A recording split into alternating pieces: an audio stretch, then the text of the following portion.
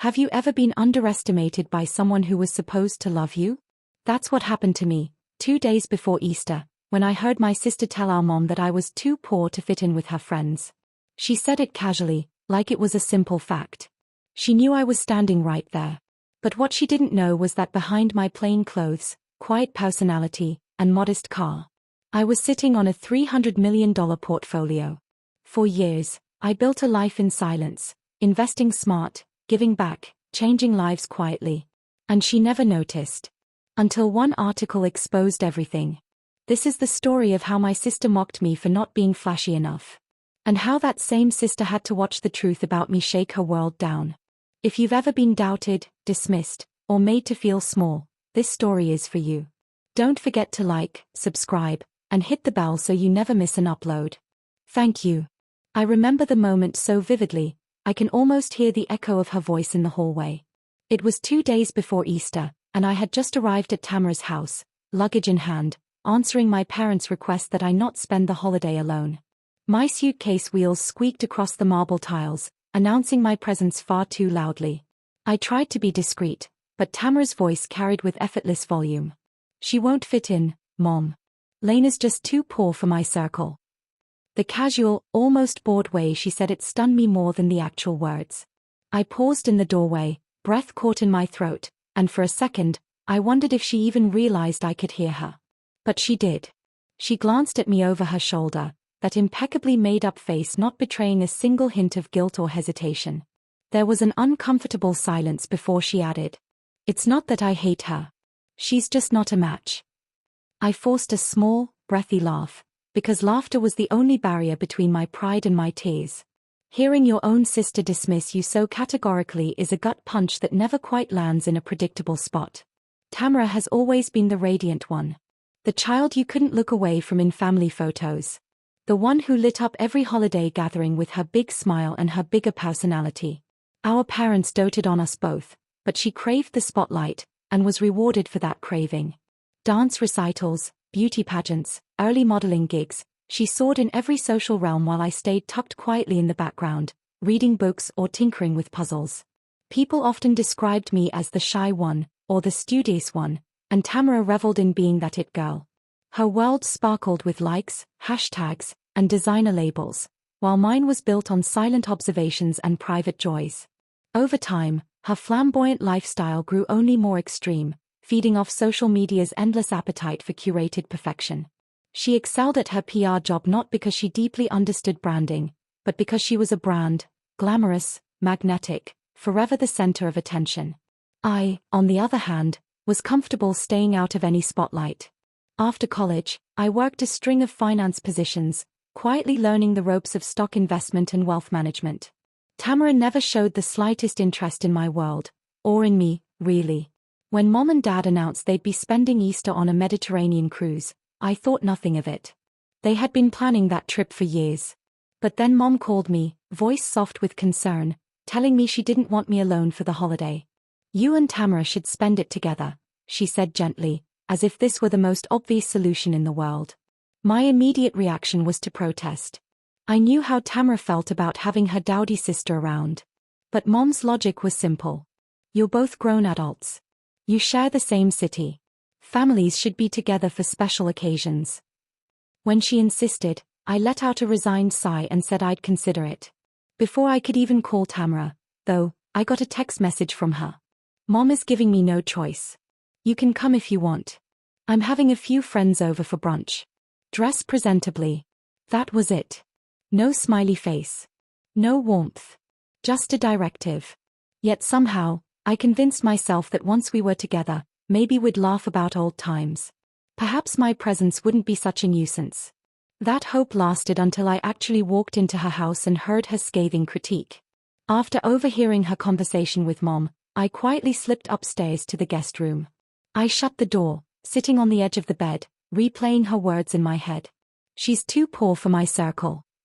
My first reaction was disbelief, a hollow sort of shock that reverberated in my chest.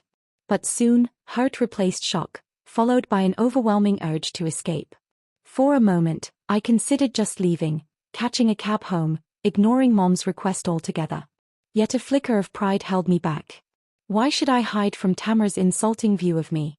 If she wanted to cast me in some cliché role, namely, the impoverished sister in ill-fitting sweaters, then maybe I'd see it through, just to watch her squirm if she ever discovered the truth. I stared at my reflection in the room's gilded mirror. I was wearing a simple black blouse and jeans, comfortable and unremarkable. My hair was in a low ponytail, my makeup minimal. Yes, I was quiet. But quiet didn't equate to powerless. And it most certainly didn't equate to poor. I closed my eyes and inhaled deeply, deciding that I would stay. For Mom. For Dad. And for whatever unexpected turn might follow. My phone buzzed with a reminder that a market report was about to be released. It was a quiet ping that usually ignited a spark of excitement, reading those figures, analyzing trends, placing strategic trades. That was my private thrill. Tamara never knew that while she was busy showing off her new designer bag, I was funneling money into carefully selected stocks and ETFs. To her, I was just a boring office drone. If only she knew that I had spent the past decade turning a modest set of savings into a $300 million portfolio. It hadn't been easy. I started with just a few thousand saved from my first job, meticulously budgeting so I could invest more each month. My nights were spent reading financial reports while Tamara posted photos from exclusive club openings.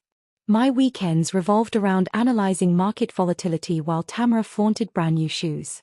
In time, I made bold moves, investing in emerging markets, identifying undervalued tech startups, always reinvesting my gains.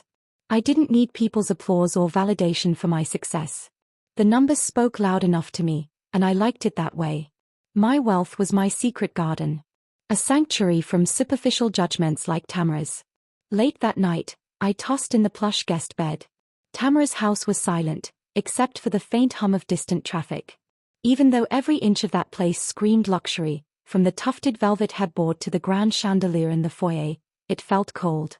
Like a stage set designed to wow an audience. I wondered how much she paid just to keep up appearances. How much time she invested in curating her Instagram-worthy existence. My thoughts drifted to the causes I'd quietly funded over the years. The scholarships for underprivileged students. The water filtration systems for remote villages. The library I built in a small town that didn't even have a proper bookstore. Tamara had never asked about my philanthropic pursuits, and I never volunteered the information. Perhaps some part of me feared her derision. Or maybe I simply believed that good deeds done in silence had a different kind of purity.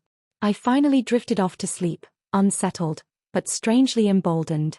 A new question bubbled in my mind. If Tamara and her friends learned who I really was, what I really had, how would they react? The thought made me uneasy. But a small, almost mischievous smile tugged at my lips before I surrendered to sleep. Easter morning arrived with an energetic buzz in Tamara's household. The catering team bustled around the kitchen, setting up lavish floral centerpieces on an enormous marble countertop. Two servers in crisp white shirts carried trays of champagne and sparkling juices, while a harpist stood by the window, carefully tuning strings that glimmered in the sunlight. It was like stepping into one of those high society magazines, everything meticulously choreographed for maximum effect. I slipped downstairs, trying not to draw attention. The scent of fresh flowers and expensive perfume hit me in a heady rush, a fragrance of extravagance. I offered to help, but Tamara waved me off. Just mingle or something, she said, half distracted, half dismissive. She was dressed in a pastel designer dress that matched the table settings, her hair styled in soft waves that framed her flawless makeup. Her friends began to trickle in, Clara in a tailored jumpsuit, Jasmine in a floral sundress, a few men in linen suits. Their conversations danced from hedge funds to exclusive clubs, from new restaurants in town to who got invited to which celebrity's after-party. They dropped names like confetti, each one an attempt to outshine the other. I stood on the periphery, a silent observer with far more knowledge than they could imagine. Eventually, one of Tamara's friends, an elegant woman I recognized from social media as Amelia, sauntered over to me. She wore an expensive watch that flashed with every subtle movement of her wrist. "And you are?" she asked, smiling in that polite yet distant way of someone trying to place you in her mental hierarchy. "I'm Lena," I replied, offering my hand. "Tam's sister." Amelia's eyebrows lifted as though she was registering mild surprise. "Oh right. I've heard a little about you. Finance, was it?" I smiled. Yes. I work in finance.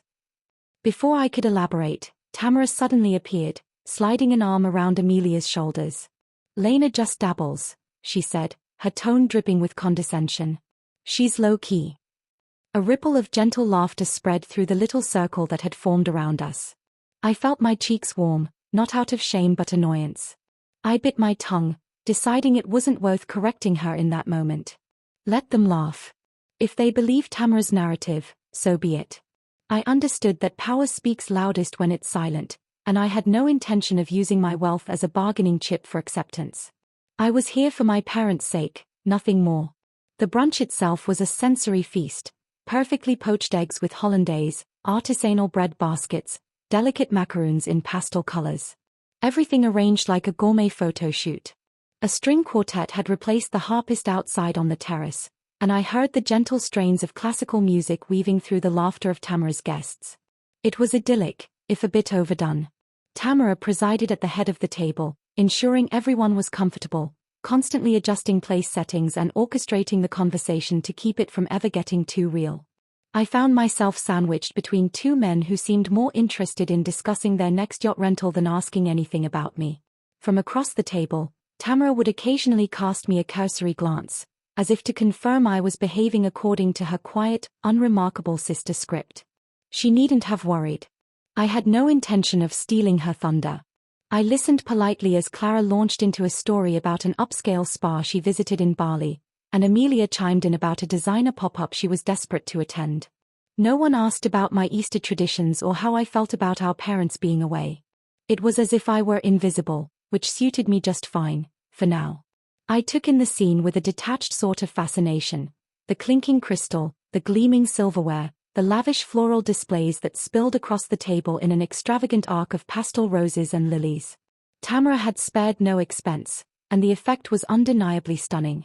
But behind the glitz and glam, I could sense the undertow of insecurity, hers, and to some extent, all of her friends. Their constant name-dropping and status-seeking felt like attempts to prove they belonged in a world they'd only just glimpsed. Sipping my champagne, I watched Tamara pivot from conversation to conversation, a perfect hostess.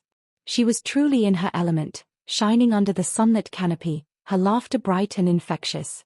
I recalled a time when Tamara and I were younger and would spend Easter hunting for chocolate eggs in our grandparents' backyard. She was always the one who found the most, shrieking with glee at each discovery. I'd smile quietly then, happy just to be part of her excitement. Funny how some dynamics never change, even if the setting does.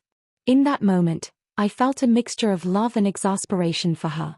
She had no idea that I could buy and sell this brunch 100 times over if I chose to. As the meal wound down, Tamara's guests migrated to the living room, where a tray of petits fours and after-brunch liqueurs awaited. The conversation grew louder, the anecdotes more boastful.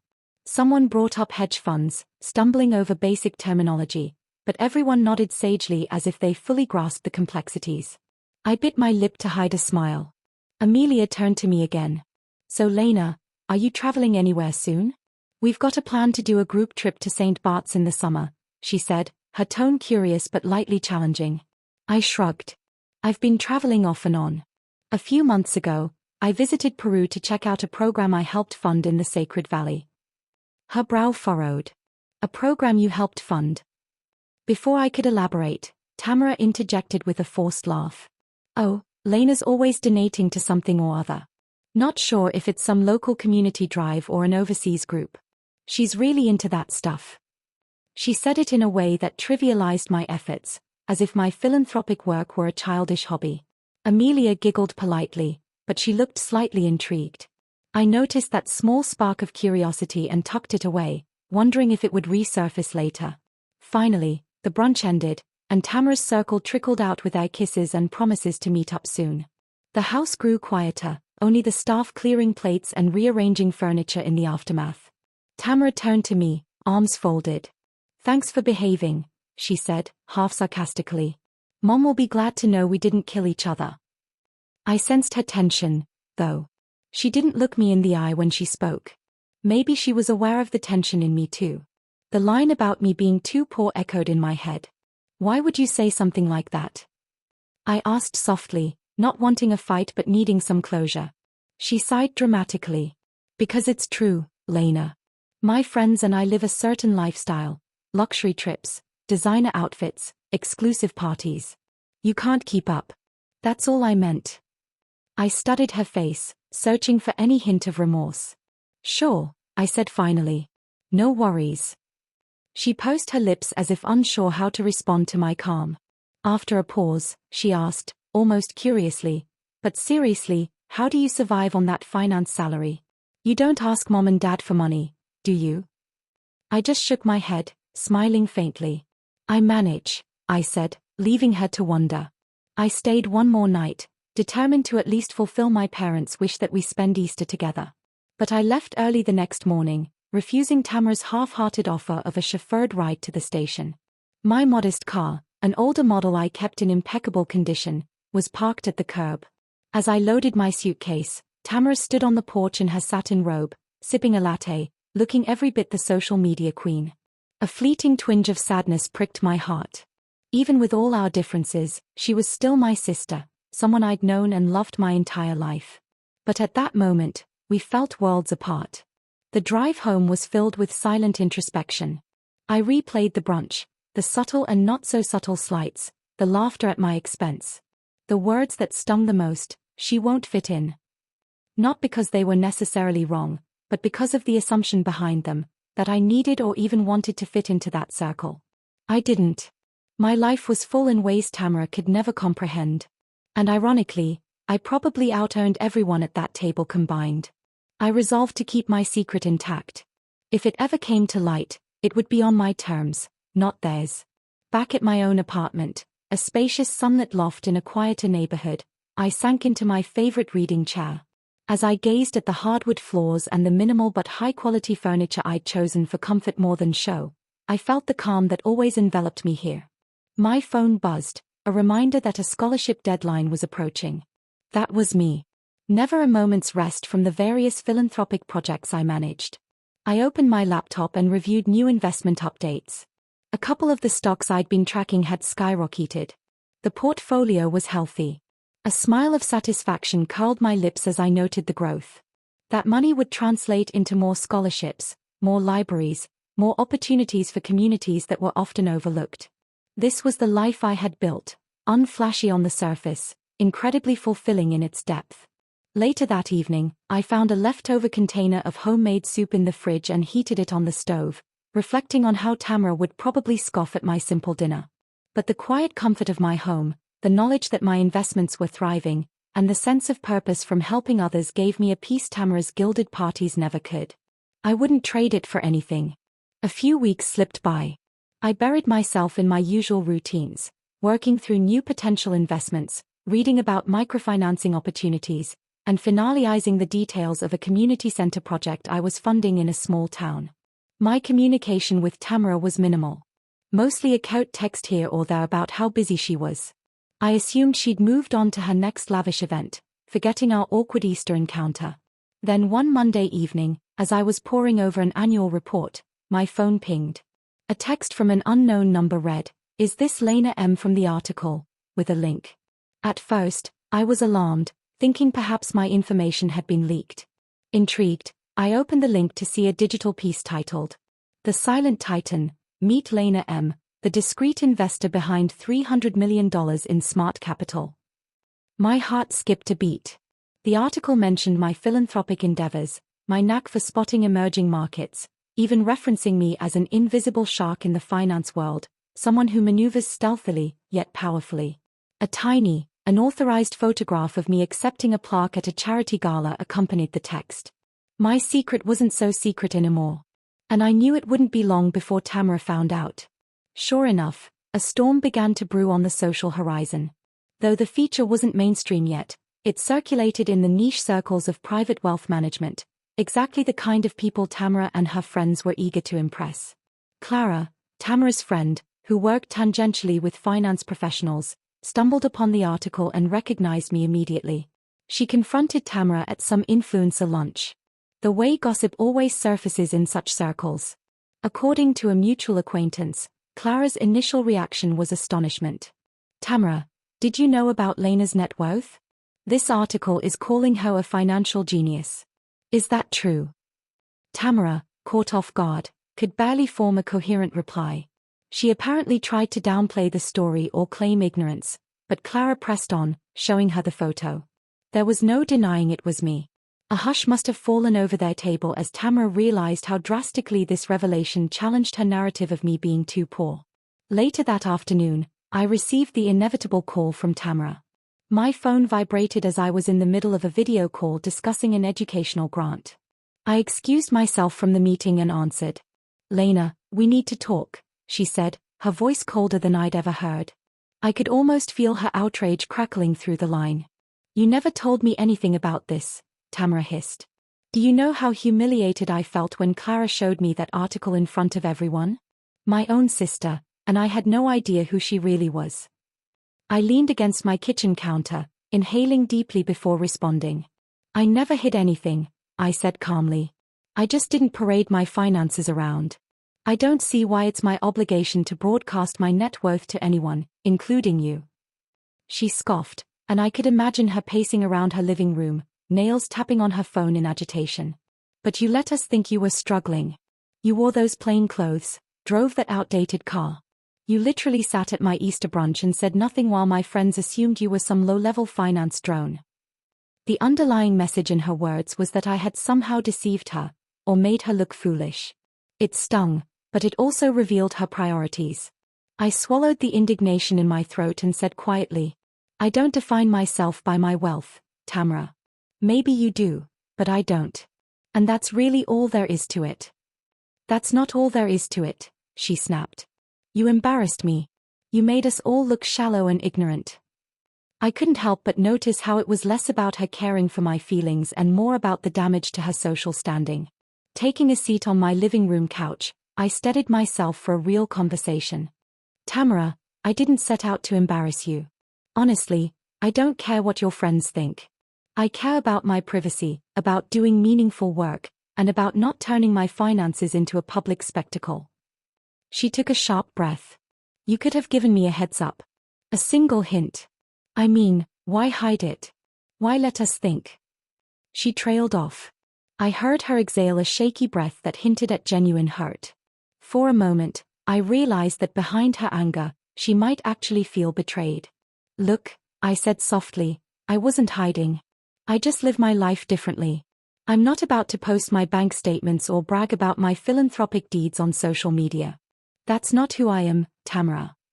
Silence hung heavy between us, broken only by her quiet sniffle. Then, in an unsteady voice, she asked, "So, what happens now?" We talked for nearly an hour that day, the anger in her voice gradually fading into confusion, then slipping into a fragile understanding. I shared snippets of my journey, how I'd stumbled into investing after college, taking a keen interest in emerging markets, reinvesting every spare penny. I told her about the philanthropic programs I'd spearheaded, the charities close to my heart, and how anonymity in those endeavors was a kind of freedom for me. She listened, interjecting occasionally with disbelief. "You own an island. You're funding water projects in Africa. Wait, you built a library in Colombia." Each question sounded more incredulous than the last. I explained that I'd never felt the need to flaunt these actions. The results, improved lives, better education, environmental preservation, were all the reward I needed. By the end of the call, Tamara's tone was subdued. "I guess I never knew you, Lena," she said quietly. It was the closest I'd heard her come to an apology. Yet there was a residual edge to her voice, a sense that part of her remained resentful, or even jealous. She thanked me for talking and ended the call with a vague promise to see me soon. I hung up feeling a strange mix of relief and sadness. In the days that followed, our family dynamic shifted. Dad called from the cruise ship, somewhat panicked. "Tamara told us something about an article, something about you being a millionaire," he asked in a hushed tone, as if it were a state secret. I tried to reassure him that yes, I was financially secure, and that no, I wasn't running a pyramid scheme or anything illicit. He and Mom were bewildered but supportive. "Why didn't you tell us?" Mom wanted to know, her voice tinged with worry. I gently explained my choices, and they accepted it, perhaps not fully understanding, but at least respecting my decision to stay private. With Tamara, things were still tentative. She sent me a text now and then, no longer condescending, but strangely formal. I sensed she was embarrassed or ashamed to approach me in her usual brash manner. The vanity she held so dear had taken a blow, and she didn't quite know how to navigate this new reality.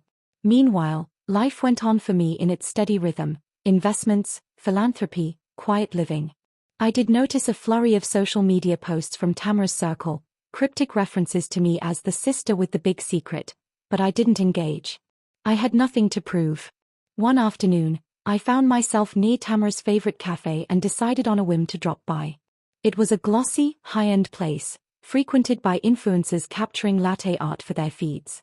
There she was, sitting at an outdoor table, her phone angled perfectly to capture her face in flattering sunlight. She noticed me and waved me over, looking uncertain. "Mind if I join?" I asked, sliding into the seat opposite her. She set her phone aside and said, "Of course not." But her body language felt rigid, as if she was bracing for confrontation. We made small talk: her latest PR project, a recent trip she took, the rising cost of living in the city. Then, gingerly, she said, "I'm sorry I called you poor." That was harsh. I studied her expression. Tamara rarely admitted fault. "Thank you," I replied simply. I sipped my coffee, noticing how her gaze flitted around as if she wanted to address the elephant in the room but didn't know how. Finally, she mustered the courage. "So, that article. People are still talking about it. It's crazy. You're basically a star in those circles." I shrugged. "I'm not interested in fame, Tamara. I just do what I do." She fiddled with the sleeve of her designer jacket, her eyes downcast. "I guess I never realized there was another way to be wealthy, without, flaunting it." Her voice was almost timid, a stark contrast to her usual confidence. It made me wonder if, deep down, she'd always been aware of the shallow nature of her social circles. Maybe she envied the tranquility that came from not constantly chasing validation. After a pause, she asked quietly, "Did you ever think I was silly? All the clothes and parties and posts." Her vulnerability took me by surprise, and my heart softened. I shook my head. "No, Tamara. I just thought we were different. We find value in different things." She gave a small nod, chewing on her lower lip as if grappling with a realization. In that moment, I caught a glimpse of the sister I grew up with, the one who used to share Easter candy with me, who once dreamt of seeing the world and doing great things. I felt a rush of compassion for her. No matter what had transpired, I wanted her to know she wasn't alone in her insecurities. We all had them, just in different forms. We talked for another hour, carefully skirting around raw spots but managing to find common ground. Before parting, Tamara hesitated, then said, "I'm hosting another gathering soon, something smaller, just a few close friends. If you wanted to come, maybe you could talk about your philanthropy." The invitation was new territory. I saw her cheeks color slightly, a sign of genuine outreach. I considered it. "I'll think about it," I said. Part of me doubted her friends would be truly interested in hearing about my philanthropic strategies. They might just be drawn to the mystique of my newfound fame. Still, it felt like a tentative olive branch. That evening, I reflected on the shift in Tamara's tone. Perhaps she was sincerely curious, or perhaps she feared being judged by people in her circle for not knowing her own sister's achievements. Whatever her motivations, it was a step forward, a chance for us to bridge the chasm that had opened up between us. I couldn't forget, though, the quiet pain of hearing her call me too poor. That statement had cracked something in our relationship. Whether it could be fully mended, I wasn't sure. But I was willing to let time and honest conversation do their part. A week later, I was scrolling through my emails and came across a heartfelt message from a student who'd received one of my scholarships. She was the first in her family to attend college, and she wrote about how my support had changed her life. Reading her words brought tears to my eyes. This was what mattered: real people, real impact. Not the glitzy veneer of acceptance into some elite circle. Almost impulsively, I forwarded the email to Tamara with a note that read, "This is why I do what I do." Part of me worried she might scoff at it. But another part of me hoped she'd see beyond her world's surface. Her reply came faster than expected. "Wow, this is incredible, Lena. Congratulations, and thank you for sharing." Short, but honest sounding. That weekend, We met for lunch at a quiet bistro. There were no cameras, no designer theatrics, just two sisters talking. We discussed the email, the scholarship program, and how it felt to genuinely help people. I saw her eyes brighten, and for once, she didn't seem to be planning how to post about this on Instagram. The conversation felt raw and real, a glimmer of the closeness we once had. Today, Tamara and I are on cautious but meaningful ground. She's more polite, more curious, though there's still a certain distance in her eyes. Maybe shame for having underestimated me. Maybe envy for the path I've chosen. I haven't changed how I live.